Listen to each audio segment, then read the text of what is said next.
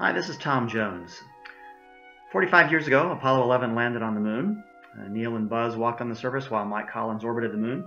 I was a high school student, a freshman in high school, and this whole episode of us reaching the moon was a huge milestone in my life, in my choice of career. I was already a space nut. I was following every moment of the Gemini missions and the Apollo missions as they progressed, and I really couldn't quite believe that we were actually flying on Apollo 11 to put people down on the moon for real. That summer of July 1969, I was with my family on a cross-country vacation, and I was reading in the newspaper as the mission progressed from launch through arrival in lunar orbit, and then finally on July 20th, the crew got into the lunar module, Neil and Buzz, and began to descend to the moon. I had to listen to it live. I asked my family to let us pull off the side of the road in Southern California, and we listened to the landing on the radio, just the broadcast on the news networks of that first historic touchdown on the moon. Fantastic that it all went as planned.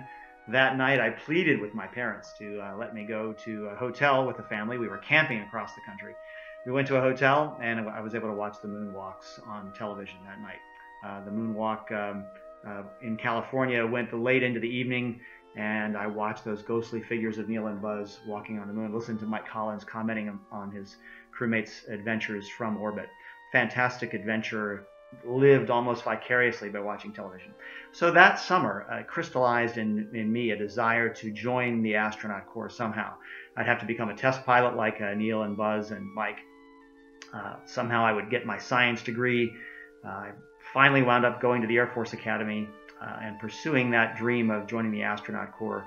I finally reached that goal in 1990 when I was selected as an astronaut. But there's no question in my mind that that magical moment of the touchdown on the moon, July 20th, 1969, and the moonwalk that night really sealed the deal for me.